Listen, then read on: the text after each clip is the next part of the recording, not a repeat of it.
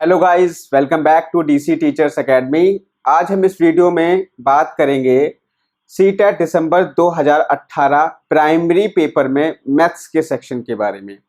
इससे पहले जो मैंने वीडियो बनाया था उसमें मैंने जुलाई 2019 में जो आपका सीटेट प्राइमरी का पेपर हुआ था उसकी मैथ्स को सॉल्व कराया था और इसी तरीके से आपकी वीडियोस चलती रहेंगी। 2011 तक के पेपर तक की सारी मैथ्स मैं आपको सॉल्व कराऊंगा।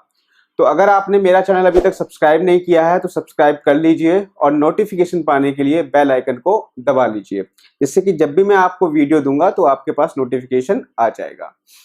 तो चलिए अब हम स्टार्ट करते हैं हमारा पेपर को सॉल्व करना। और एक चीज आप हमेशा ध्यान रखिए, जब भी आप इस वीडियो को देख रहे हो तो आपके सामने पेपर होना चाहिए मैथमेटिक्स का सीटेट जो मैं यहाँ पर सॉल्व करा रहा हूँ। दिसंबर 2018 का मैथ्स का पेपर आपके सामने होना चाहिए। आप अरिहंत पब्लिकेशन के प्रीवियस ईयर के सॉल्व पेपर ले लीजिए, उसमें आपको सारे पेपर मिल जाएंगे। और अरिहंत का ही क्यों, क्योंकि उसमें गलतियां आपको कम मिलती हैं। तो चलिए स्टार्ट करते हैं। सवाल नंबर पहला है वो ये है 2/3 प्लस 4/5। ये सवाल आपके में आगे पीछे हो सकता है, ठीक है, आगे पीछे हो सकता है, लेकिन आपको सवाल मिल जाएगा। सीटेट दिसंबर 2018 का ये पेपर है, ठीक है। तो यहाँ पर आप इसको सॉल्व कैसे करोगे, तो आप क्या करोगे, 3 की गुणा कर दोगे इधर 4 से और 5 की गुणा कर दोगे 2 से। तो 5 की गुणा 2 से करोगे तो आ जाएगा 10 प्लस 3 की गुणा 4 से करोगे तो आ जाएगा 12, नीचे आ जाएगा 3 पंजे 15। तो यहाँ पर आपका आ जाएगा 22/15। और इसको अगर आप मिश्रित भिन्न में बदलोगे, क्योंकि आपका ऑप्शन मिश्रित भिन्न में दिया हुआ है, तो 15 एकम 15, 8 बचेगा, तो एक सही 8/15 आपका आंसर यहाँ पर हो जाएगा। तो सॉरी, यहाँ पे 7 आएगा, 7, क्योंकि 15 और 7 22 होते हैं, तो एक सही 7/15 आपका आंसर हो जाएगा। ऑप्शन नंबर आपका बी यहाँ पे सही होगा। अगले सवाल की तरफ बढ़ जाते हैं। अगला जो सवाल है सवाल नंबर 41 है मेरे इसमें। सवाल ये कह रहा है कि निम्न में से कौन सा कथन ठीक नहीं है। ठीक नहीं है पे गौर देना है, सवाल को हमें ढंग से पढ़ना है, क्योंकि परीक्षा में हम कभी कभी सवालों को ही गलत पढ़ लेते हैं और हमारा सवाल वो गलत हो जाता है, ठीक है। तो ठीक नहीं है मतलब यह है कि 4 ऑप्शन में से ऐसा ऑप्शन पता करना है कि जो ठीक नहीं है। पहला ऑप्शन हम पढ़ लेते हैं, इनमें से एक समांतर चतुर्भुज नहीं है। एक समांतर चतुर्भुज नहीं है, बताओ कोई ऐसा आपको दिख रहा है जो समांतर चतुर्भुज ना हो। सभी समांतर चतुर्भुज हैं, तो ये कह रहा है कि नहीं है एक इनमें से। तो यही ऑप्शन हमारा ए ऑप्शन क्या हो गया, गलत हो गया। और हमसे यही पूछ रहा था कि कौन सा गलत है, मतलब कौन सा सही नहीं है या कौन सा गलत है। तो ए ऑप्शन हमारा गलत है या सही नहीं है, ए ऑप्शन हमारा करेक्ट हो जाएगा। बाकी हमें ए ऑप्शन मिल गया तो चार बाकी ऑप्शन में जाने की जरूरत है नहीं। हम देखना चाहें तो देख भी सकते हैं कि इनमें से 2 समचतुर्भुज हैं। हाँ है, एक ये रहा समचतुर्भुज और एक ये रहा, क्योंकि समचतुर्भुज में सभी भुजाएं क्या होती हैं, आपस में बराबर होती हैं। तो इसमें वर्ग में सभी भुजाएं आपस में बराबर होंगी। और एक ये आपकी कह सकते हैं रोम्बस है, मतलब ये एक समचतुर्भुज है, ये आपकी बराबर होंगी क्योंकि सभी ये बराबर लग रही है, देख लो। इसके अलावा आप देख लो, इनमें से 2 आयतें, हाँ 2 आयतें, एक ही रहा, ठीक है। इसके अलावा हम देख सकते हैं सभी समांतर चतुर्भुज हैं, हाँ तो सभी समांतर चतुर्भुज हैं। तो कहने का मतलब ए ऑप्शन हमारा यहाँ पे रॉन्ग होगा, वही हमारा सही है क्वेश्चन के अकॉर्डिंग। अगले क्वेश्चन की तरफ बढ़ जाते हैं। निम्नलिखित में से कौन सा 11,1111 संख्या का प्रतिनिधित्व करता है। सीटेट का मोस्ट फेवरेट क्वेश्चन, कई बार पूछ चुका है, पहले भी आ चुका है ये क्वेश्चन। तो 11,1111, भाई 11,000 लिख दो पहले, फिर 1100 लिख दो, फिर 11 लिख दो, तीनों को जोड़ दो, आंसर आ जाएगा। कौन सा ऑप्शन है, 12,111। तो ऑप्शन नंबर आपका पहला सही होगा, ठीक है। आगे बढ़ सकते हैं।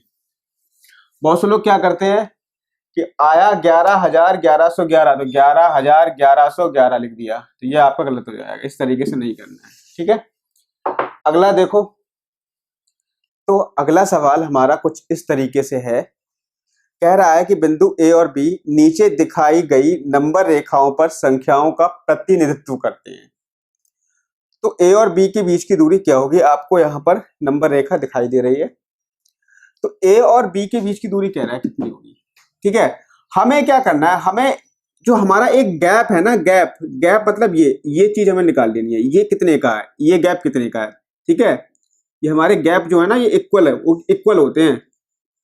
ये जो हमारा एक गैप है इतना, यहां से लेकर के ये वाला, ये एक गैप होता है, ये वाला, इसकी दूरी कितनी है। अगर हम ये निकाल लें तो हम ए से बी के बीच की दूरी निकाल सकते हैं। तो एक गैप की दूरी निकाल लें हम, केवल एक गैप की दूरी। तो यहाँ पर देखो कितने गैप बन रहे हैं।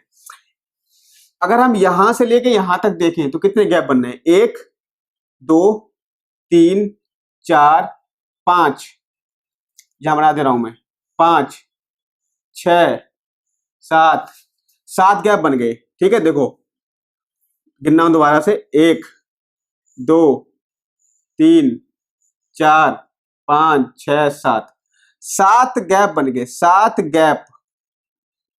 गैप की जो वैल्यू होगी, आप 39,000 में से 25,000 घटा दो। 39,000 माइनस 25,000,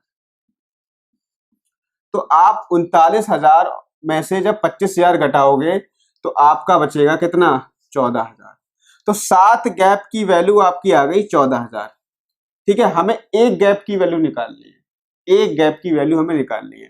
तो एक गैप की वैल्यू कितनी आ जाएगी भाई, 7 गैप की वैल्यू 14,000 है, तो एक गैप की वैल्यू 14,000 बटे 7। वैसे मैं भाग नहीं देता लेकिन दे रहा हूं भाग, इसीलिए जिससे कि आप, कुछ लोग हमारे भाई बहन ऐसे हैं ना कि उन्हें थोड़ा सा कठिन लगता है ये सब चीज, तो मैं देकर दिखा रहा हूं। तो ये आपका हो जाएगा 2,000। ठीक है, एक गैप की वैल्यू हो जाएगी 2,000। समझ गए मेरी बात को। अब आपको ये कह रहा है कि ए और बी के बीच की दूरी निकालिए। तो ए और बी के बीच में गैप कितने, हम ये पता कर लें। तो देखो ए से बी के बीच में गैप पता करेंगे। एक गैप, 2 3 4 5 6 7 8 9 10 11, कितने गैप हैं, 11 गैप हैं। 11 गैप की वैल्यू हमें पता करनी है, 11 गैप की वैल्यू पता करनी है। एक गैप की वैल्यू आ गई है 2,000, तो 11 गैप की कितनी होगी भाई, एक गैप की वैल्यू है 2,000, तो 11 गैप की कितनी होगी, 2,000 गुणा 11 बराबर कितनी आ जाएगी, 22,000। ठीक है, यही आपका आंसर हो जाएगा। ठीक है, 22,000। ऑप्शन नंबर आपका सी सही होगा, 22,000 इकाई। अगला जो सवाल कह रहा है कि 3 सही 1/4 किलोग्राम चीनी से 1/16 किलोग्राम चीनी के कितने पैकेट बनाए जा सकते हैं। तो ये कल वाला सवाल आ गया। कल जो सवाल था उसमें उसने ये पूछा था, शायद इस तरीके का सवाल था, 18 सही 3/4, ये सवाल था कि इसमें कितने 1/4 हैं या इसमें कितने चतुर्थांश हैं। तो मैंने क्या बताया गया था, अगर इस तरीके सवाल पूछे तो आप क्या करोगे, कितने चतुर्थांश पूछ रहा है ना, तो 4 से गुणा कर दोगे। इसमें 18 चौक 72, 3 75/4 हो गया ये। इसमें क्या करोगे, 4 से गुणा कर दो, सीधे सीधे आंसर आपका आ जाएगा 75। ठीक है, ये तो कल वाला सवाल था। आज वाला सवाल भी बिल्कुल ऐसा ही है, सेम है। देखो सवाल रिपीट कर दिया ना सीटेट ने, सीटेट ने सवाल रिपीट किया नहीं किया, लेकिन अलग तरीके से रिपीट कर दिया। इसमें इसने बोल दिया कि 3 सही 1/4 किलोग्राम, किलोग्राम में चीनी से 1/16 किलोग्राम चीनी के कितने पैकेट बनाए जा सकते हैं। चीनी आपके पास है 3 सही 1/4 किलोग्राम। इस चीनी से 1/16 किलोग्राम के पैकेट बनाने हैं, तो कितने पैकेट बनाए जा सकते हैं। तो आप मुझे यहां पर बताओ कि इसको पहले बदल लोगे आप साधारण भिन्न में, 4 3 12 और 1 13। ठीक है, तो 13/4 हो जाएगा ये। ठीक है, ये हो जाएगा आपका 13/4 में कितने 1/16 किलोग्राम चीनी के पैकेट बनेंगे। तो मैंने क्या किया है, बस नीचे जो लिखा होता है उसकी गुणा कर दो, ऊपर कुछ नहीं करना है। 4 से भाग दो, 4 चौक 16, 13 चौक 52। तो यहां पर आपके कितने पैकेट बनेंगे, 52 पैकेट बनेंगे। ठीक है, तो आपका ऑप्शन नंबर डी सही होगा इसमें। अगले सवाल की तरफ बढ़ जाते हैं। अगला जो सवाल है वो ये कह रहा है कि हरीश ने 18:40 बजे अपनी यात्रा शुरू की। यात्रा आरंभ करने का जो समय है वो है इसका 18:40। 22:10 बजे समाप्त कर दी। समाप्त कितने बजे की, समाप्त कर दी 22:10 बजे। यात्रा पूरा करने का समय कितना है, मतलब आरंभ से समाप्ति तक कितना उसने समय लिया। 18:40 पे प्रारंभ की और 22:10 पे उसने खत्म कर दी, तो उसको कितना समय लगा। तो मैंने इसका एक तरीका आपको ये बताया था, मैंने इसका तरीका ये बताया था कि या तो आप वर्ग बना लोगे, जैसे मैंने कल आपको वर्ग बना के दिखाया था इस तरीके से। ये सबसे अच्छा तरीका होता है उनके लिए है जिनको बहुत ज्यादा कंफ्यूजन होता है समय में, उनके लिए तरीका है। जो बच्चे इस सवालों को कर लेते हैं तो उनके लिए तो कोई ये करना ही नहीं पड़ेगा, ठीक है। मैं उनके लिए बता रहा हूं कि जो भाई बहन ऐसे हैं जिनको कठिनाई होती है इस प्रकार के सवालों को करने के लिए, उनके लिए बता रहा हूं मैं। तो यहां पर आप बना लोगे इस तरीके से 1 2 3 4 5 6, 1 2 3 4 5 6 7 8 9 10 11 12, 7 8 9 10 11 12। ध्यान रखना ऊपर 6 आएंगे, इधर 12 आएगा, इधर 18 आएगा, ठीक है। तो कर दो 13 14 15 16 17, 13 14 15 16 17, ठीक है। 18 हो गया, 19 20 21 22 23 तक आएगा।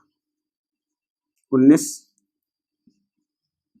20 21 22 23 तक आएगा। बाकी 23 के बाद रात में 0 बचता है। रेलवे में समय प्रणाली इस तरीके से यूज की जाती है, या यात्रा में हम ये वाली समय प्रणाली यूज करते हैं। तो 18:40 से 22:10 तक जाना है, तो हम क्या करेंगे, हम शुरू करेंगे 18 से। 18 से हमें क्या, मैंने कल बताया था कि जो मिनट होंगे पहले आप उनको भूल जाओ, मिनट को आप भूल जाओ, मिनट को भूल जाओ कि अभी ये है। आप इतना ध्यान रखो कि आपको 18 से 22 पे जाना है। 18 से 22 पे जाओगे तो आप 18 से 19 तक आप एक गिनोगे, 18 से 19 तक एक, मतलब 19 पे आप एक गिनोगे, 1 2 3 4, 22 पे कितना है 4, तो 4 घंटा, 4 घंटे। 10 में से मैंने क्या बताया, बाद वाले मिनट में से यात्रा समय करने वाले, यात्रा खत्म करने वाले मिनट में से यात्रा प्रारंभ करने वाले मिनट को हटा दोगे, मतलब 10 में से क्या घटाओगे आप, 40 घटाओगे। तो 10 मिनट में से 40 मिनट जा सकते हैं, बताओ, नहीं जाएंगे। जब नहीं जाएंगे तो हम क्या करेंगे, जो हमारे पास 4 घंटे तो है ना ऑलरेडी, इसमें से 1 घंटा उधार लेकर के किसको दे देंगे, हम 1 घंटा उधार लेकर दे देंगे 10 को। समझ में आई मेरी बात भाई। 4 घंटे हमारे पास हैं और हमारे पास इधर है 10 मिनट, इधर है 40 मिनट, 10 में से 40 मिनट जाएंगे नहीं, तो हम 4 घंटे हमारे पास जो है उसमें से 1 घंटा उधार लेके 10 को देंगे। तो 1 घंटे में होते हैं 60 मिनट, और 60 जब 10 को दोगे तो ये हो जाएगा 70, 70 में से 40 घटाओ, अब तो घट जाएगा 30 मिनट। लेकिन यहाँ पे बताओ कितने घंटे रह गए, यहाँ पे 1 घंटा हमने इसको दे दिया था, 3 घंटे रह गए, तो कुल जो समय लगेगा वो 3 घंटे 30 मिनट समय यहाँ पर लगेगा। तो 3 घंटे 30 मिनट आपका ऑप्शन नंबर कौन सा होगा, सॉरी यहाँ पर 22-20 है, 22-20 है यहाँ पर, ठीक है। यहाँ पर 22-20 है, तो यहाँ पर भी आपको 22-20 यहाँ करना है, तो ये आपका हो जाएगा 60-20-80, ये आपका हो जाएगा 40, और ये भी आपका हो जाएगा 40। तो 3 घंटे 40 मिनट लगेगा समय। ऑप्शन नंबर डी आपका सही हो जाएगा, ऑप्शन नंबर डी सही होगा। समझ में आ गई मेरी बात, इतनी बात समझ गए मेरी बात को। वैसे ये सवाल डायरेक्टली हो जाता, ठीक है, और वो लोग कर भी लेंगे जिनको आता है समय समझ में। अगर बहुत आसान तरीका ये होता है, देखो सीटेट में समय तो आपके पास प्रॉपर होता ही है, तो आप ये बना करके कर सकते हो सवाल को, ठीक है, कोई दिक्कत नहीं होगी। बढ़ जाते हैं अगले सवाल।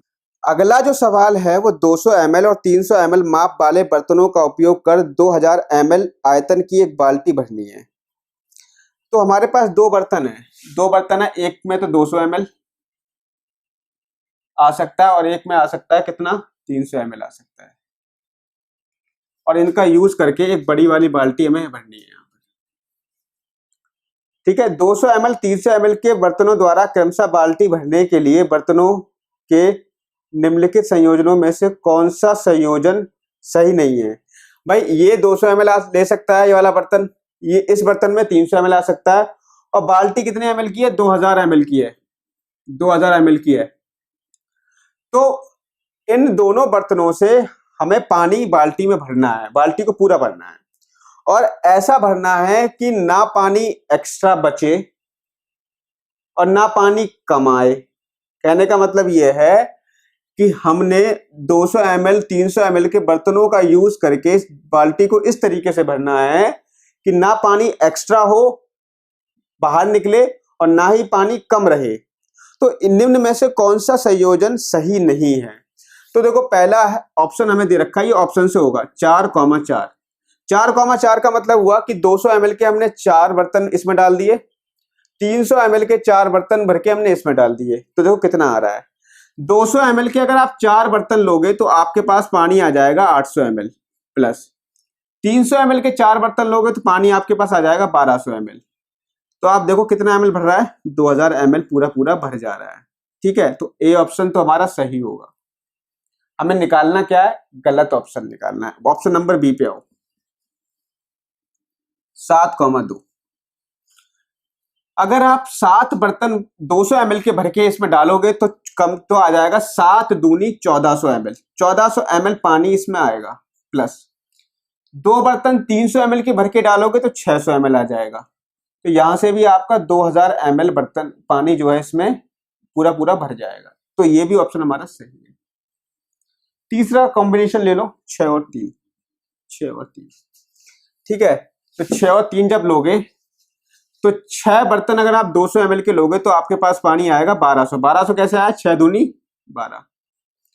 3 बर्तन 300 के लोगे तो आपके पास आएगा 900। तो 1200 900 कितना होगा, 2100। देखो ये एक्स्ट्रा निकल गया, और जो हमने क्या बताया था, एक्स्ट्रा नहीं निकलना है, 2000 ml आना चाहिए, ये एक्स्ट्रा निकलना है। तो यही ऑप्शन हमारा है गलत, और जो गलत है वो हमारा होगा सही, क्योंकि सवाल में यही पूछा है कि कौन सा ऑप्शन गलत है। तो ऑप्शन नंबर सी हमारा सही हो जाएगा क्वेश्चन के अकॉर्डिंग। समझ में आ गया? आगे बढ़ते हैं। अगला सवाल ये कह रहा है निम्न में से कौन सा सबसे अच्छा अनुमान है? तो 7.1 इंटू 3.85 अपॉन 9.09 सबसे अच्छा अनुमान कौन सा है?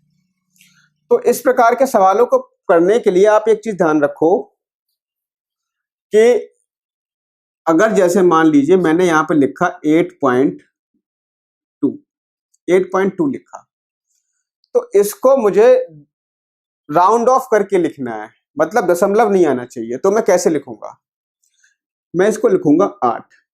अब आप कहोगे सर आपने 8 क्यों लिखा, यहाँ पे 0.2 इसको आपने 9 क्यों नहीं लिखा, 8 ही क्यों लिखा? तो मैं आपको एक चीज बता दूं कि पॉइंट के इस साइड, दशमलव के इस साइड अगर कोई भी संख्या 5 से कम है, 5 से कम है, तो हम उस संख्या को हटा देते हैं और पूरा पूरा 8 लिख देते हैं।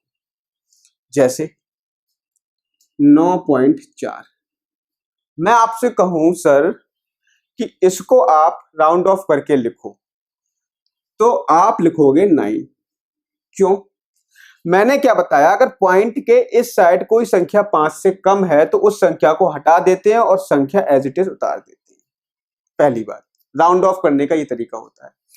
दूसरी चीज, अगर आप कहोगे सर 5 से कम की बात आपने कर ली, अब आप कहो कि सर यहां पर अगर 7.5 हो, दशमलव के बाद 5 ही आ जाए, तब हम क्या करेंगे भाई? 5 से कम होता है तब तो हम पॉइंट के बाद जो नंबर होता है हटा देते हैं, नंबर उसी नंबर को यहाँ पे एज इट इज उतार देते हैं।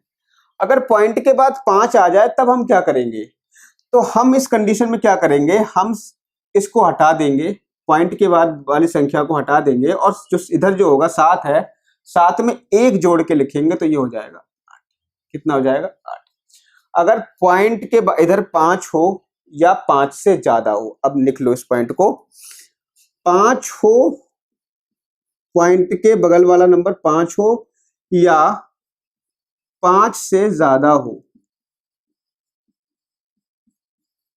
तो हम क्या करते हैं, तब 1 जोड़ देते हैं, 1 जोड़ देते हैं। ठीक है, तो यहां पे 7.5 है और 5 आ गया, तो हम क्या करेंगे, 5 से कम होता तो हम 7 की जगह 7 उतार देते, लेकिन 5 है इसीलिए हम 7 में 1 जोड़ के यहाँ पर 8 लिख देंगे। इतनी बात समझ में आपको आ गई होगी। एक और मैं यहाँ पर एग्जाम्पल ले लेता हूं, जैसे मान लो ले लो आप 11.6 पॉइंट के इधर चेक करो कितना 5 है, 5 से कम है या 5 से ज्यादा है। तो आप देख रहे हो सर 5 से ज्यादा है, तो 5 से ज्यादा है तो मैंने क्या बताया था कि इसमें आप 1 जोड़ के लिख दोगे, 11 और 1 12, इससे कोई मतलब नहीं रहेगा। अब आपको बात हो गई होगी क्लियर। अब हम अपने सवाल पे आ जाते हैं। सवाल हमारा ये है 7.1 पॉइंट के इधर 1 है, मतलब 5 से कम है, तो हम इसकी जगह एज इट इज 7 ही लिख देंगे गुणा 3.8 पॉइंट के इधर 5 से ज्यादा है, तो मैंने क्या बताया 1 जोड़ के लिखते हैं, तो यहाँ पे 4 आ जाएगा। ठीक है, इसके अलावा देखो 9.0 है, 5 से कम है, तो यहाँ पे 9 आ जाएगा। ऑप्शन आप देख सकते हो, ऑप्शन नंबर आपका ए यहाँ पर सही होगा, तो ऑप्शन नंबर ए यहाँ पर करेक्ट है। ठीक है, इतनी बात समझ गए। अगले सवाल की तरफ बढ़ जाते हैं। अगला जो क्वेश्चन है वो ये कह रहा है कि ग्रिड में एक छोटा वर्ग जो है वो 4 वर्ग इकाइयों का है, तो ग्रिड पर बनाए गए आयत का परिमाप क्या होगा। ग्रिड आपको दिख रही होगी क्वेश्चन में, और जो डार्क ब्लैक जो है आपका हाईलाइट एरिया है, वही हमने ग्रिड यहाँ पे बना ली है। और एक वर्ग का जो क्षेत्रफल है वो 4 वर्ग इकाई दे रखा है। मतलब ये हुआ कि अगर एक वर्ग 4 वर्ग इकाई का है, तो इसकी भुजा निकाल सकते हैं। क्षेत्रफल जो होता है वो भुजा गुणा भुजा होता है। क्षेत्रफल जो होता है वो भुजा गुणा भुजा बराबर वर्ग का क्षेत्रफल होता है। अब यहां पर भुजा हमें निकालनी हो, तो यहां पर देखो भुजा का वर्ग हो जाएगा ये, बराबर क्षेत्रफल है 4, तो यहां से आपकी जो भुजा आ जाएगी वो 2 आ जाएगी। कितनी आ जाएगी यहां से भुजा? 2 इकाई आ जाएगी, 2 यूनिट आ गई। मतलब प्रत्येक वर्ग की भुजा 2 आ गई, तो ये 2 हो गई, ये भी 2 हो गई, ये वाली भी 2 हो गई। 2 कौन सी 2 हो गई? ये वाली 2, ये वाली 2, ये वाली 2, और ये वाली भी 2, ये भी 2 हो गई, ये भी 2 हो गई। समझ में आ गई मेरी बात को? ये भी 2 हो जाएगी, ये भी 2, 2, 2, 2 और 2। इतनी बात आप समझ गए होंगे। इसका परिमाप निकालना है। परिमाप क्या होता है? सभी भुजाओं का योग, सबको जोड़ दो। आयत का परिमाप, ये वाली भुजा कितनी होगी बताओ? 2, 2, 4, 2, 6, 2, 8, ये भुजा हो गई 8, 2, 10, 2, 12। तो देखो ये भुजा आपकी हो गई 4, और ये भुजा आपकी हो गई आपकी कितनी? 8। ये वाली भुजा 4, ये वाली भुजा 8, तो 8 और 4 12, 12 8 20, और 4 कितने हो जाएंगे? 24। 24 इकाई, 24 इकाई इसका आ जाएगा परिमाप। आप चाहो तो ये जितने भी 2 2 लिखे हैं सभी को जोड़ लो देखो 2, 2, 4, 2, 6, 2, 8, 10, 2, 12, 2, 14, 2, 16, 2, 18, 2, 20, 2, 22, 2, 24, 24 इकाई आ जाएगा। कैसे भी आप कर सकते हो, सभी भुजाओं का योग होता है परिमाप। ठीक है, इतनी बात समझ में आ गई? 24 इकाई यहाँ पे इसका आंसर हो जाएगा।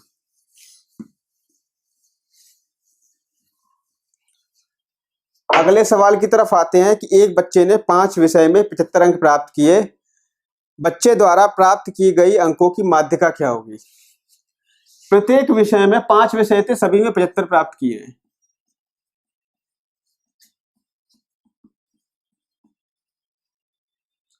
सभी में 75 प्राप्त किए। माध्यिका क्या होती है? माध्यिका जो आपकी होगी वो जो मध्य वाला होगा वही आपकी माध्यिका होगी, मतलब 75 यहाँ पे आंसर हो जाएगा। सभी के अंक कैसे हैं? सभी के अंक बराबर है ना, तो माध्यिका भी क्या होगी आपकी? सेम ही होगी, 75। ठीक है, समझ में आ गया? तो यहाँ पर माध्यिका आपकी 75 होगी। अगर आप चाहो तो इस तरीके से निकाल सकते हो। माध्यिका का सूत्र होता है n+1/2वां पद।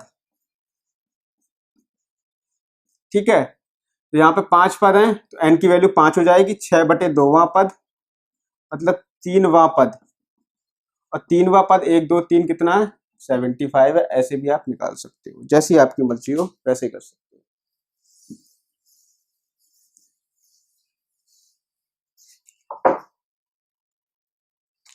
अगला सवाल ये कह रहा है कि दिए गए ठोस को निम्न में से किसको मोड़कर बनाया जा सकता है। तो ठोस जो है इस तरीके का है,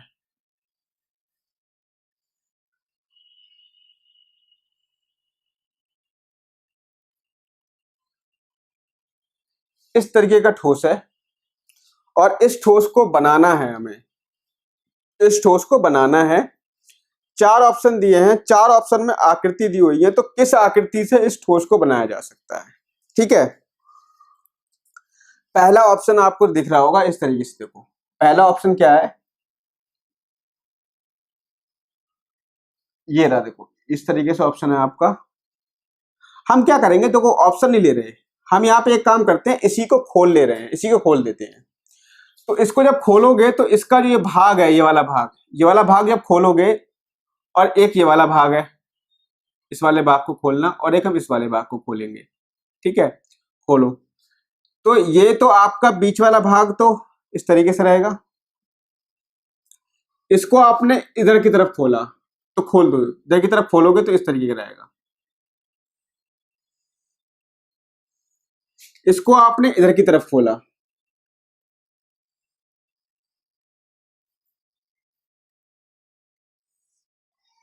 इसको आपने इधर की तरफ खोला, तो ऐसी कोई आकृति आपको दिख रही है आपके ऑप्शन में? हाँ, ऑप्शन नंबर ए जो हमारा है वो इसी तरीके का है, तो ऑप्शन नंबर ए हमारा यहाँ पे करेक्ट हो जाएगा। हमने क्या किया, इसी को अपने जो फिगर दिया था उसी को खोल लिया। ठीक है, ऑप्शन नंबर ए करेक्ट हो जाएगा। अब यहाँ पर देखो अगला सवाल, तो अगला सवाल हमारा एक पाई चार्ट से आया है, और कल इसी तरीके का सवाल मैंने आपको थ्योरी के रूप में कराया था, तो आज इन्होंने पाई चार्ट के रूप में दे दिया है। तो सवाल ये कह रहा है कि निम्नांकित पाई चार्ट में लाल भाग 40 है, लाल जो भाग है वो है 40, कितना है 40। तो सफेद भाग क्या है भाई, लाल भाग है कितना, आधा है, आधा भाग 40 है, पूरा भाग कितना होगा, पूरा भाग होगा 80। और पूरा हम किसको मानते हैं, मैंने कल ही सवाल जो कराया था, मैंने प्रीवियस ईयर पेपर कराया था, तो मैंने बताया था कि एक को हम पूरा भाग मानते हैं। तो यहाँ पे आधा भाग 40 है, तो हमें एक की वैल्यू निकालनी है, तो एक भाग कितना हो जाएगा, 40 गुणा 2 मतलब 80 हो जाएगा। इतनी बात समझ में आ गई। कह रहा है कि सफेद भाग निकालो, सफेद भाग, सफेद भाग है कितना, सफेद भाग है 1/8। एक भाग 80 है, एक भाग की वैल्यू 80 है, तो 1/8 भाग करोगे तो कितने भाग बनेंगे, 80 गुणा 1/8 मतलब 10। ठीक है, कितना हो जाएगा 10। तो सफेद भाग जो होगा वो कितना हो जाएगा, 10 हो जाएगा। आपका ऑप्शन नंबर ए यहां पर करेक्ट होगा। अगले सवाल की तरफ मूव करते हैं। निम्नांकित ठोस आकार का निरीक्षण कीजिए, निम्न में से दिए गए ठोस का ऊपरी सतह का दृश्य क्या होगा। भाई अब आप पूरा यहां पर देख रहे होगे, आपका जो क्वेश्चन है आपकी स्क्रीन पर दिख रहा होगा, उसको आप ऑब्जर्व करो। उसमें देखो, आप उसका टॉप व्यू देखो, ऊपर से आप देखो उस चीज को। ऊपर से मतलब यह है कि अगर कोई चीज इस तरीके की है, ये सामने है, तो मैं इसको क्या कर रहा हूं, ऊपर से देख रहा हूं, ऐसे देख रहा हूं, ये मेरा टॉप व्यू होगा। इसका टॉप व्यू में देख रहा हूं, मेरी आंखें नीचे की तरफ है, ये मैं इसका टॉप व्यू देख रहा हूं। तो इसका टॉप व्यू आपको इस तरीके से देखना है, आपको इमेजिन करना है थोड़ा सा। तो आप इमेजिन करिए कि जो ऊपर का टॉप व्यू आएगा, ऊपर के टॉप व्यू में कितने आपके क्यूब हैं, ऊपर कितने क्यूब दिखेंगे, 4 क्यूब दिखेंगे। तो 4 क्यूब जो दिखेंगे तो आपका कुछ इस तरीके से आ जाएगा, ये इस तरीके से आपको व्यू दिखेगा। तो ऑप्शन नंबर आपका डी यहां पे सही होगा। अगले सवाल की तरफ बढ़ जाते हैं।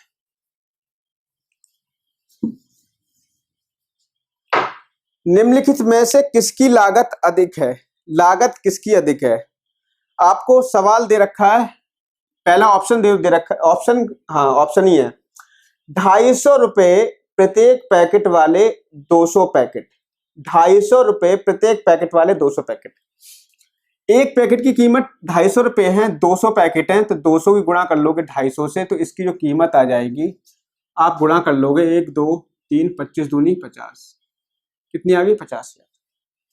दूसरा ऑप्शन क्या है, 250 रुपए प्रत्येक वस्तु के 20 दर्जन, 250 रुपए एक की कीमत है, ठीक है, और 20 दर्जन वस्तुएं हैं, तो 20 दर्जन में कितनी वस्तु होंगी, एक दर्जन में 12 होती है, 20 में हो जाएंगी 240।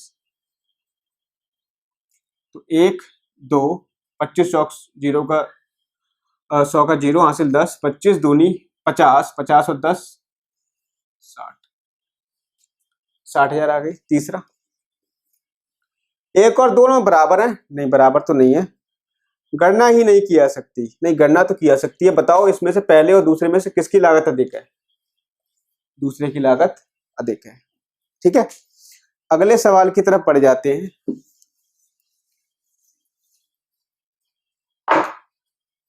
एक माइनस एक प्लस एक माइनस एक प्लस एक माइनस एक, ऐसा ही जाएगा ये सम संख्यक पद। सम संख्यक पद, सम संख्यक पद का मतलब ये होगा कि ये जो पद हैं, पदों की संख्या है वो सम संख्या होगी कोई। जैसे मान लीजिए कि मैं यहां पर लिख रहा हूं 1 माइनस एक प्लस एक माइनस एक, तो कितने पद है? 1 2 3 4, 4 पद है और 4 हमारी सम संख्या है। तो सम संख्यक पद है तो इसकी वैल्यू कितनी आएगी? इससे ये कट जाएगा, कितना बचेगा? 0। इससे ये कट गया, कितना बचेगा? 0। अगर सम संख्यक पद है तो आप देख रहे हो कि इसकी वैल्यू कितनी आ रही है? 0 आ रही है। सम संख्यक पद आपने सर 4 ले लिए, अब आप सर 6 लेके दिखाइए, 8 लेके दिखाइए। देख लेते हैं 8 लेकर के कितने हैं? 8 पद हैं। लेने हमें सम संख्यक पद हैं। अब आप कहो कि सर 7 ले लो, तो 7 लोगे तो हमारी बात यहाँ पे गलत हो जाएगी। क्यों? क्योंकि हमें सम संख्यक पद लेने हैं। ठीक है, सम संख्या होनी चाहिए। तो इससे ये कट जाएगा, एक से एक ये कट गया, एक से एक ये कट गया, एक से एक ये कट गया, कुछ नहीं बचा, 0 आएगा। तो सम संख्यक पद जो है यहाँ पर इसकी वैल्यू जो आएगी वो 0 ही आएगी। यही हमारा आंसर होगा। तो ऑप्शन नंबर डी यहाँ पे हमारा आंसर सही हो जाएगा। आगे बढ़ते हैं।